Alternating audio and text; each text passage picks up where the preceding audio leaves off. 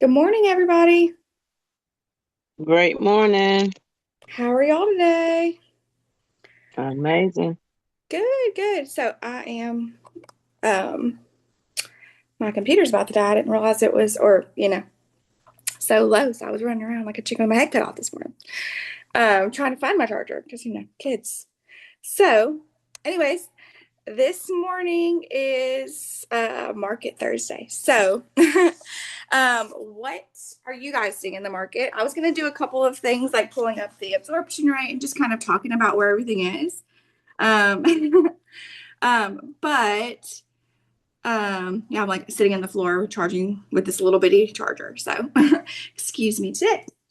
Um, anyways, I'm gonna pull that up and I'm also gonna show you guys how to pull it up so that you can kind of see that. But what are you guys seeing with your listings? What are you seeing with your buyers? What are you guys struggling with? If you give me some feedback, I can help you. If not, I'll just show you absorption rates. I want to make sure it's relevant to you guys.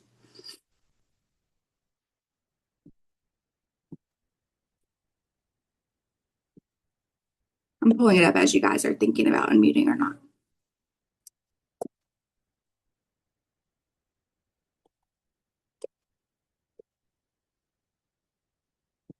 Is anybody having trouble having to show their buyers a million houses?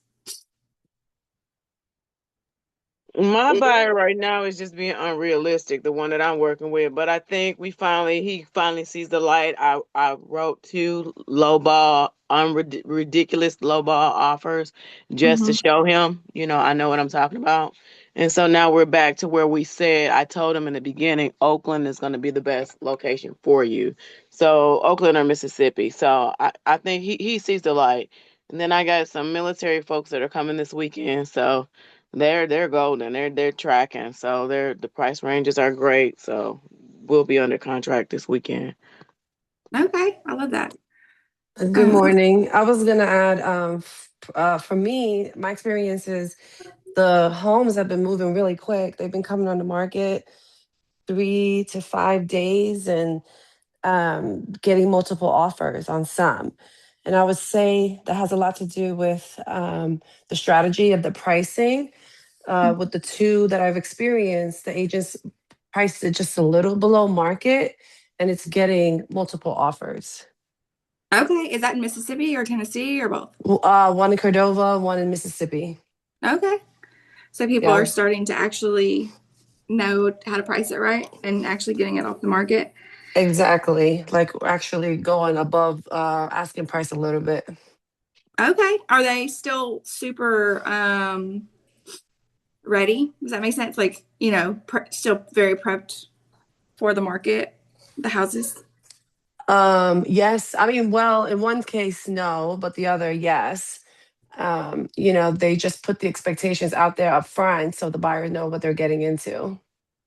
Okay, that's great feedback. So, what do you mean by that? They put the expectation up front. Well, if it's as is and they're not going to do any repairs and they're saying, look, we priced it below market because, the seller can't afford to do any repairs, we know what we're getting into. So we're not getting in there doing inspection and, trying to pick the house apart thinking that we're going to get something off, some more off. Okay, I love that. So, I think we all come across that when we have listings, right? I have one right now who's like, I don't want to do much, whatever. But if so, you're saying they prepared the buyers ahead of time, priced it below market, and told them that's why, and then they got multiple offers at the price that they were willing to take. Right. Like both sides were working, like the seller, the listing agent, put the information out there. This is what it is. It's as is. Yes, it's below market. And then the buyer, my buyer, was prepped. Like this is what we're going into, and it already in the first couple of days received multiple offers. So we're negotiating now. In one case, I already won that offer, but in Mm-hmm. another one, I'm still waiting to hear back, and it's a multiple offer. So it's just about strategy and Mm-hmm. if overall, if like you want to get the deal for your client, you gotta explain to them like you're gonna have to give up wanting to paint the accent wall or the front door or the, if you want this Mm-hmm. house. Yeah, I love that. Okay. And I can agree with that too, Sammy, because like the one I showed last night in Oakland, I mean it was a very nice listing, very nice, but it was priced below, and it said up front as is. And then I could say too with my military folks, I'm glad that I've been working with them for a minute because a lot of the things that they liked is gone. It's pending. It's pending. Even the buyers that I'm working with right now, a lot of the things are pending, and I was telling them back in December when we get to March it's going to be a more competitive market. So, and now their lease is up. So they're like, they see that we got to move because these houses, they are priced right. And a lot of them are just going pending right away.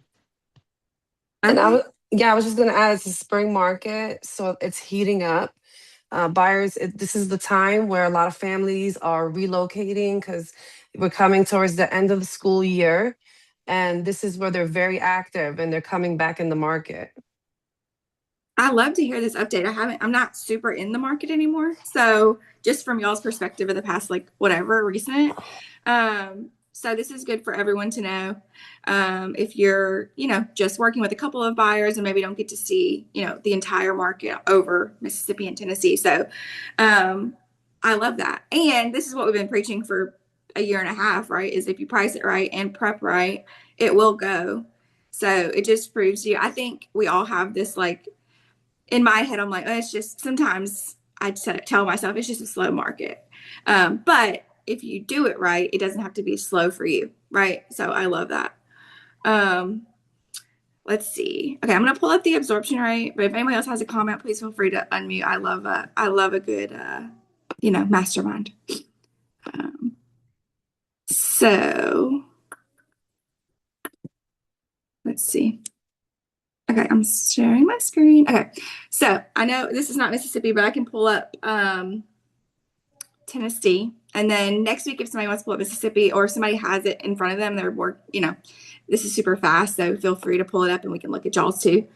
But so for people who maybe don't know how to find it, because I know there's some new agents on here, you'll log into Paragon and go to resources and then go to statistical reporting, if I'm not mistaken. Yeah. So here are a couple of things that it'll just quick, easy pull it up for you so that you can at least see like a snapshot of the market, right? So going to graphs, absorption rate, MLS.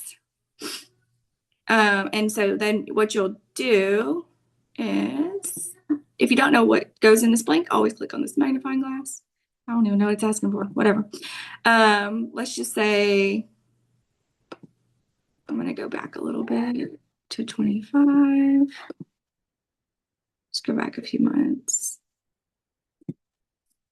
And it should be residential. Yeah. Save. Okay. And then let's say 250 to 400. So really this is asking you like where are you trying to look at? So it can be super specific.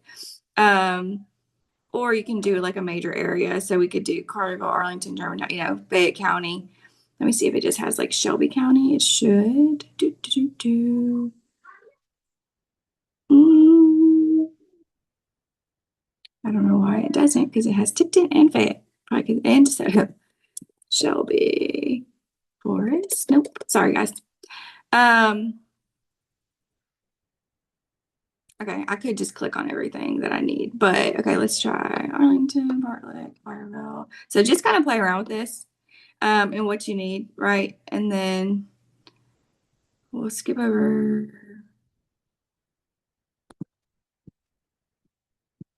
Yeah. So anyways, just choose everything that you want there. I thought that it would let me do something a little bit different, but that's okay. I haven't used this in a little while. So you can just do everything, in those map codes between that price range and hit generate and see what it pops up, right? So in those months from October to now, it was at 6. Remember last month, Sarah told us it was all the way up to 7 now? Well, it's come back down to 5. So that basically shows what Sammy and Sanjota were just talking about. I know that was super short, but I just wanted to pop back on over here. So that shows you that the spring market is heating up. So now when your people are talking about, oh, they have plenty of leverage, like show them month over month what just happened, right? So a month ago, I would have said, yeah, you do have leverage because we have 7 months of inventory. Now it's back down to 5 months of inventory since last month. So that indicates exactly what you guys are experiencing, right? So that's huge for you to be able to go back and tell your buyers that it's a spring market and these houses are going faster. Don't wait a week to show. Showed in the first few days. Yeah. So yeah, a month or two ago, you might have been like, yeah, we can go look this weekend. You might miss out on a house for your buyer if you do that. So I actually, just super transparent, I turned a buyer down yesterday because I know, like with my job, I would have to show them on the weekends or in the evenings. Some evenings I'm busy with my kids. Like I'll be doing them a disservice, right? So because showing them as fast as possible is what they need right now in a spring market for sure. But anyways, do y'all have any other comments or anything else to say? Sammy, you look like you might be talking because you're green, but you're muted. If not, you can just say no. Oh, no, I wasn't. Oh, okay. I didn't know why you were turning green over there. Zoom's doing crazy things. Yeah, but if you are, so I'm just gonna give you one little piece of advice. One of the first things my coach taught me when I was working with buyers in this market, right? So when I had a real estate coach, she was teaching me about showings, right? And honestly, a lot of newer agents show a lot of houses, and sometimes even seasoned agents, right? You're like, yeah, there's a lot of inventory, so I'm ending up showing them a ton of houses.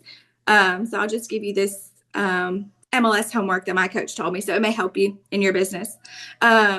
She told me, as soon as you speak to somebody about their criteria, like you just said, Sandra, right, being unrealistic, as soon as you speak to them about their criteria, how much they want, what they want, like how much they want to spend, what do they want out of a house, where do they want to be, if they are being super unrealistic, she was like, the second you leave that appointment from their buyer's consultation, go in the MLS and do a search for what they want, right? And if it doesn't exist, call them immediately and tell them, hey, as soon as you left, I did some research, and what you want doesn't exist, right? There's 5 months of inventory, and it doesn't exist. So there's a couple things that can change, right? We can either change the price or the location or the condition of the house. So, you'll know based on what they're asking for. If they're asking for a $250,000 house in Germantown, and they can only afford 250, then we can't be Germantown, right?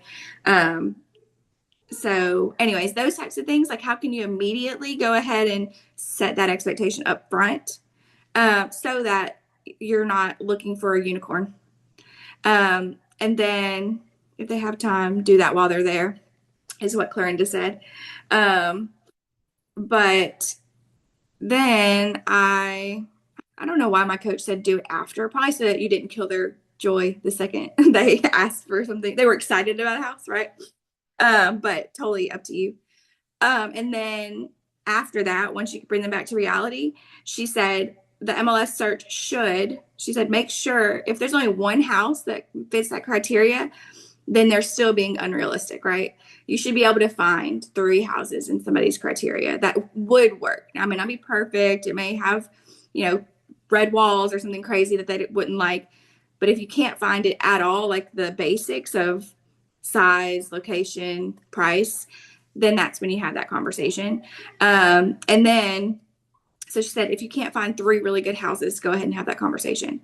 And then she said, when they're sending you 1 million houses, it's your job, right, to only go out and show 3 houses. So your job is to narrow it down for them and tell them, hey, I'm helping you here, right? I'm the professional. I've done my research based on everything I've looked at. These are the 3 that I think would work best. And then let's come back to the drawing board if it doesn't.